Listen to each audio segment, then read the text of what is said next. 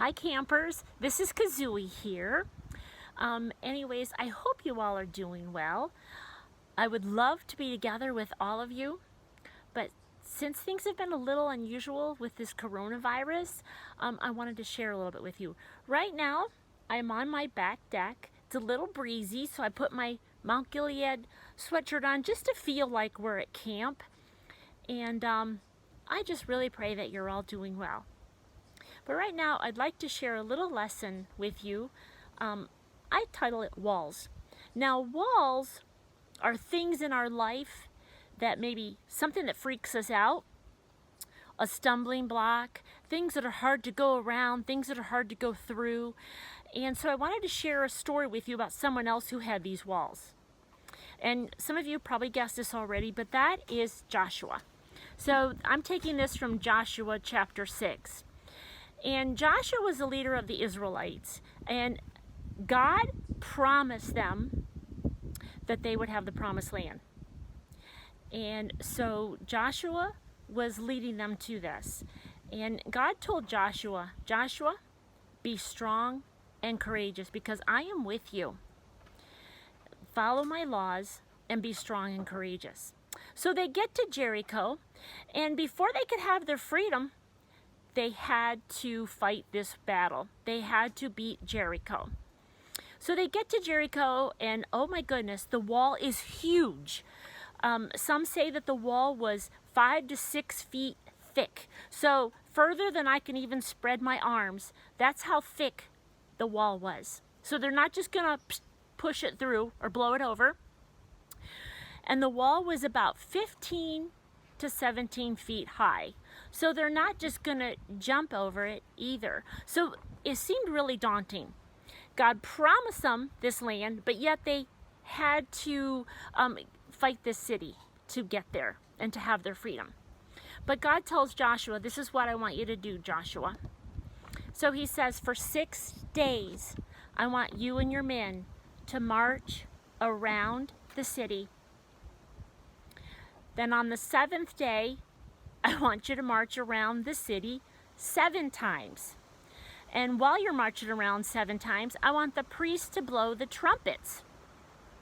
And then he said, when the priests blow this really long horn, then I want you all to shout. Okay? So that's what they did. So for 6 days, Joshua and all his men marched around the city. Now, I don't know what they did in between there, but I want you to think a little bit about this. Imagine walking around this huge wall. You look up and it seems pretty big. You feel pretty small.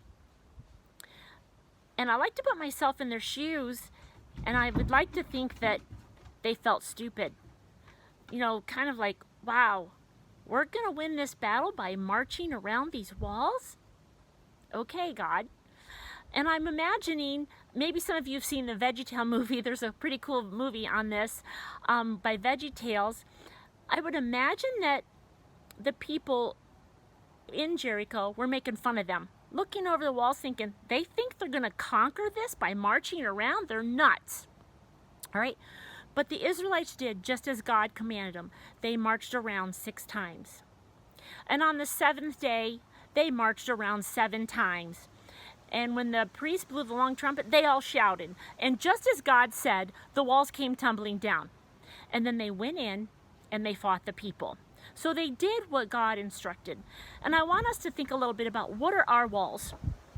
What are some of the things that trip us up? Maybe there's walls of insecurity. Maybe there's walls of hurt. Maybe there's fear. Maybe there's anxiety. Maybe there's fear with all of this coronavirus that has gone on. Maybe there's walls of anger, pain, whatever it is, family problems, loss. All right? These walls, when I was reading this, there's nuggets of truth that we can use to conquer all of these walls. So the nuggets that I believe God gave me to share with you, I have 4 of them that I'm going to share. And the first nugget of truth is focus on the power of God, not the size of your problem. Israel had a problem. Jericho was huge. It was bigger than they probably even imagined. all right? But God was bigger. And even though it might have been a little scary, and they didn't have the military equipment to bash down the walls, God was bigger. The power of God was bigger than that problem. So number one, focus on the power of God. Nugget number two, trusting God's plan even when it doesn't make sense. Logically, if we look at that battle, it just seems kind of weird that you're going to win a battle by marching around the walls. So oftentimes in our life, we do things and we feel God leading us, and it doesn't always make sense. But God says do it anyway, trusting God's plan even when it doesn't make sense.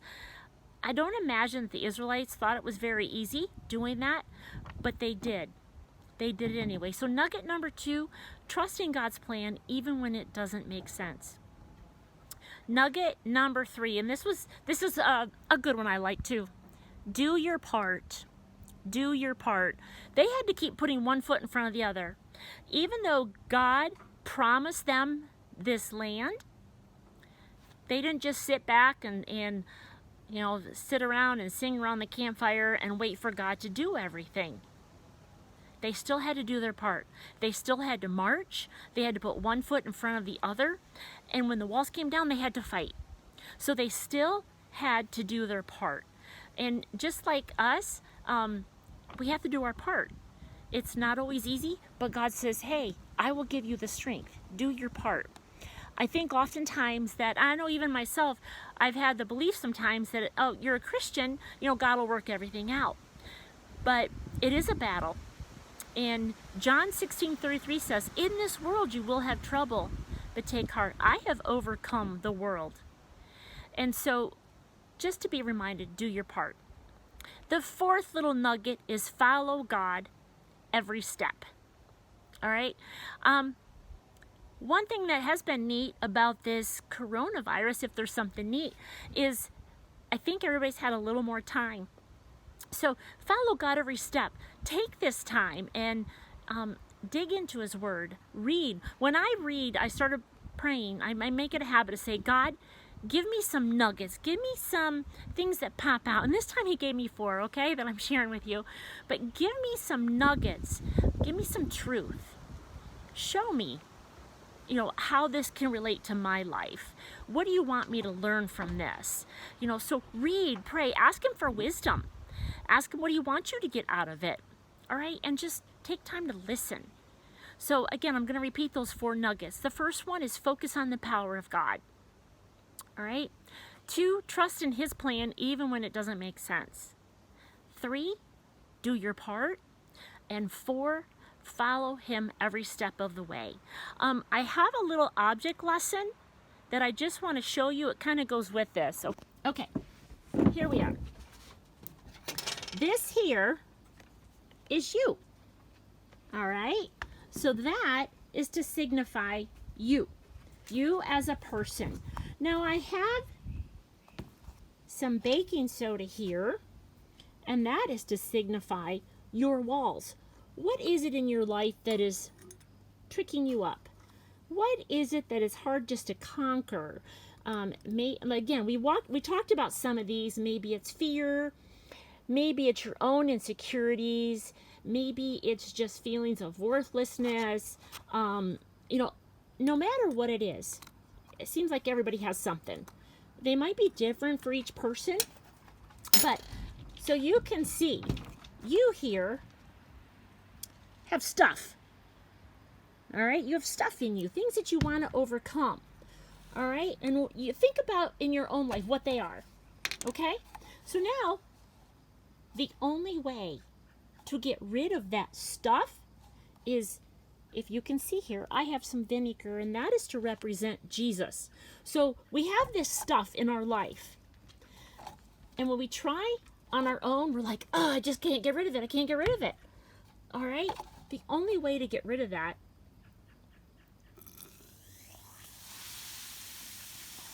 is to fill yourself with Jesus. And look at, I'm like, Jesus, come and help take care of this. Get rid of it. Is there still a little bit in there? Yeah, it's not just a once and done deal. Okay? It's not a once and done deal. You constantly say, okay, Lord, help me get rid of it. Give me the courage to put one foot in front of the other.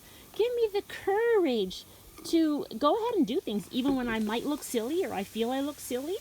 I just want to encourage you. Use those nuggets of truth, because God wants to come in and rid you of those walls.